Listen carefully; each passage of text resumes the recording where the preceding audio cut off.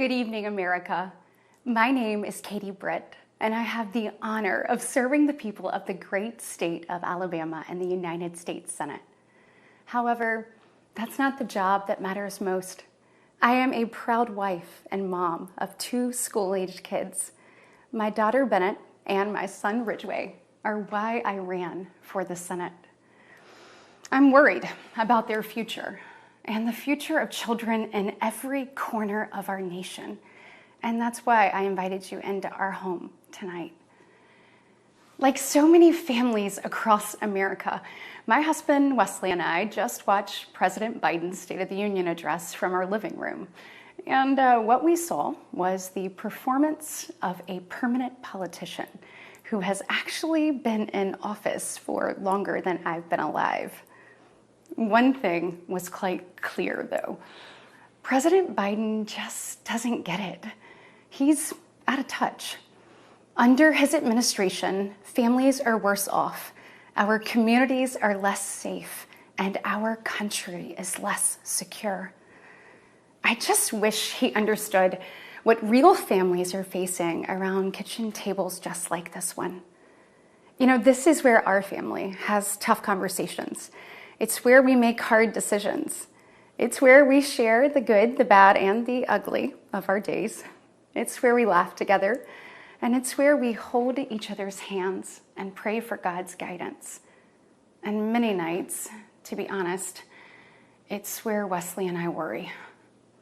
I know we're not alone. And so tonight, the American family needs to have a tough conversation, because the truth is, we're all worried about the future of our nation. The country we know and love seems to be slipping away, and it feels like the next generation will have fewer opportunities and less freedoms than we did. I worry my own children may not even get a shot at living their American dreams. My American dream allowed me, the daughter of 2 small business owners from rural Enterprise, Alabama, to be elected to the United States Senate at the age of 40. Growing up, sweeping the floor at my dad's hardware store and cleaning the bathroom at my mom's dance studio, I never could have imagined what my story would entail. To think about what the American dream can do across just one generation, in just one lifetime, it's truly breathtaking. But right now, the American dream has turned into a nightmare for so many families. The true, unvarnished state of our union begins and ends with this. Our families are hurting. Our country can do better. And you don't have to look any further than the crisis at our southern border to see it. President Biden inherited the most secure border of all time. But minutes after taking office, he suspended all deportations, he halted construction of the border wall, and he announced a plan to give amnesty to millions. We know that President Biden didn't just create this border crisis, he invited it with 94 executive actions in his first 100 days. When I took office, I took a different approach. I traveled to the Del Rio sector of Texas. That's where I spoke to a woman who shared her story with me. She had been sex trafficked by the cartels starting at the age of 12. She told me not just that she was raped every day, but how many times a day she was raped. The cartels put her on a mattress in a shoebox of a room, and they sent men through that door over and over again for hours and hours on end. We wouldn't be okay with this happening in a third world country. This is the United States of America, and it is past time, in my opinion, that we start acting like it. President Biden's border policies are a disgrace. This crisis is despicable. And the truth is, it is almost entirely preventable. From fentanyl poisonings to horrific murders, there are empty chairs tonight at kitchen tables just like this one because of President Biden's senseless border policies. Just think about Lake and Riley. In my neighboring state of Georgia, this beautiful 22-year-old nursing student went out on a jog one morning, but she never got the opportunity to return home. She was brutally murdered by one of the millions of illegal border crossers President Biden chose to release into our homeland. Y'all, as a mom, I can't quit thinking about this. I mean, this could have been my daughter. This could have been yours. And tonight, President Biden finally said her name. But he refused to take responsibility for his own actions. Mr. President, enough is enough. Innocent Americans are dying, and you only have yourself to blame. Fulfill your oath of office. Reverse your policies. End this crisis and stop the suffering. Sadly, we know that President Biden's failures don't stop there.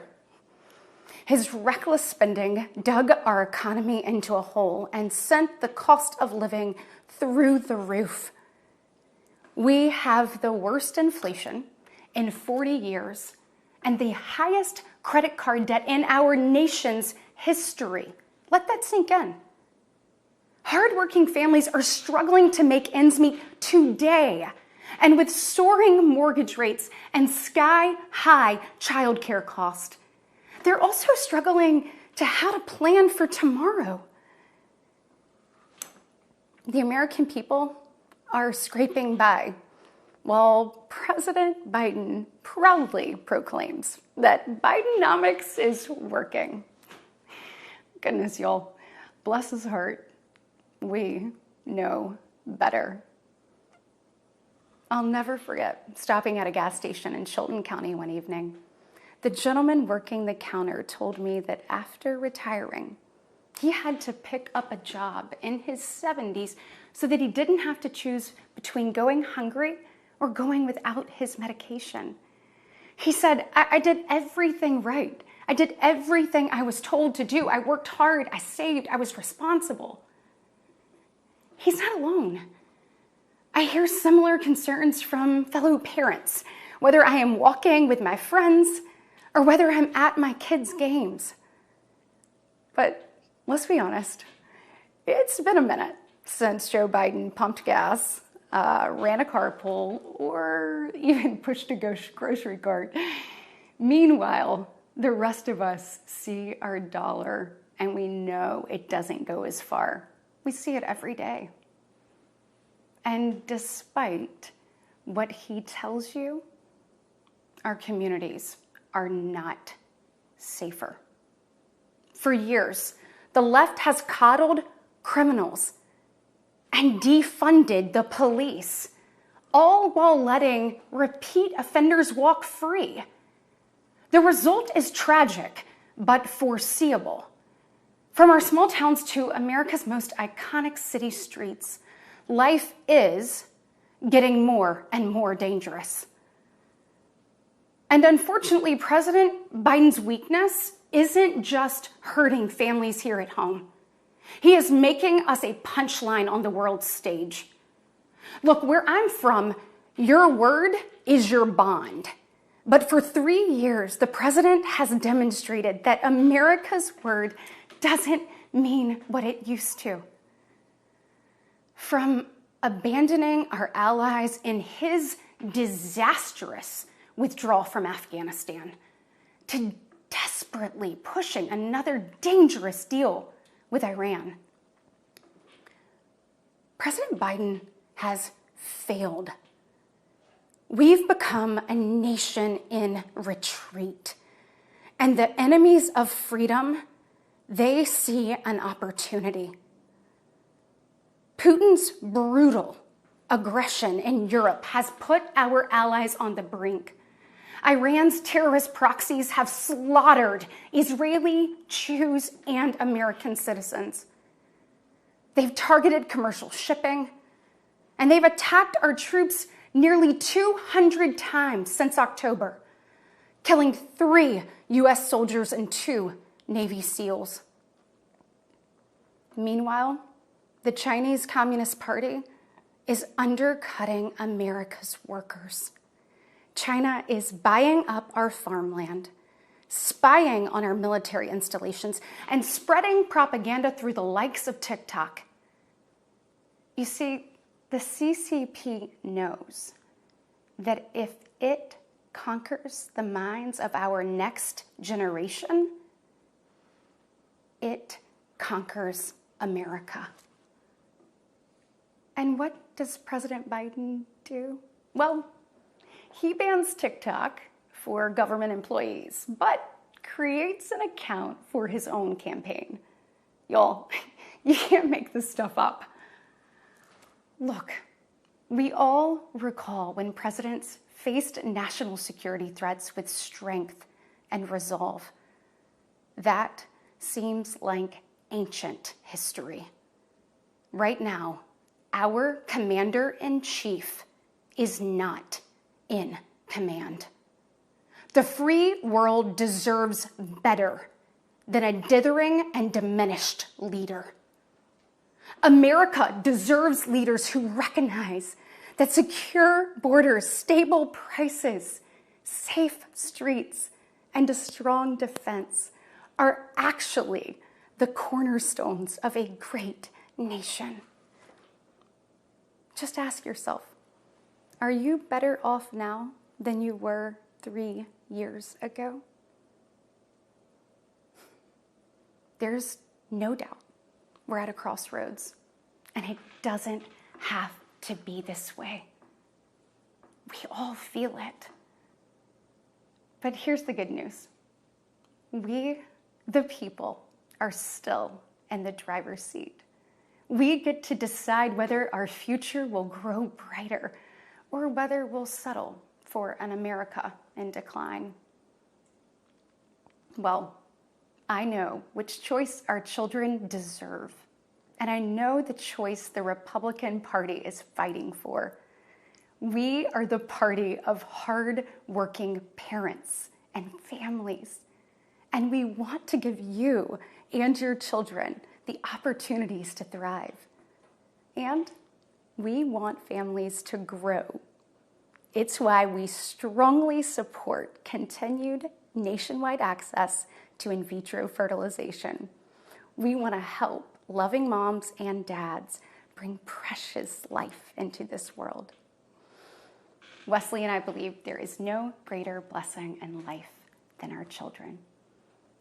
And that's why tonight I want to make a direct appeal to the parents out there, and in particular to my fellow moms, many of whom I know will be up tossing and turning at 2 a.m., wondering how you're going to be in 3 places at once and then somehow still get dinner on the table. First of all, we see you, we hear you, and we stand with you. I know you're frustrated. I know you're probably disgusted by most of what you see going on in Washington, and I'll be really honest with you, you're not wrong for feeling that way. Look, I get it. The task in front of us isn't an easy one, but I can promise you one thing. It is worth it. So I am asking you, for the sake of your kids and your grandkids, get into the arena. Every generation has been called to do hard things. American greatness rests in the fact that we always answer that call. It's who we are. Never forget, we are steeped in the blood of patriots who overthrew the most powerful empire in the world. We walk in the footsteps of pioneers who tamed the wild. We now carry forward the same flame of freedom as the liberators of an oppressed Europe. We continue to draw courage from those who bent the moral arc of the universe. And when we gaze upon the heavens, never forget that our DNA contains the same ingenuity that put man on the moon. America has been tested before, and every single time we've emerged unbowed and unbroken. Our history has been written with the grit of men and women who got knocked down. But we know their stories because they did not stay down. We are here because they stood back up. So now it's our turn, our moment to stand up and prove ourselves worthy of protecting the American dream. Together, we can reawaken the heroic spirit of a great nation. Because America, we don't just have a rendezvous with destiny. We take destiny's hand and we lead it. Our future starts around kitchen tables just like this, with moms and dads just like you.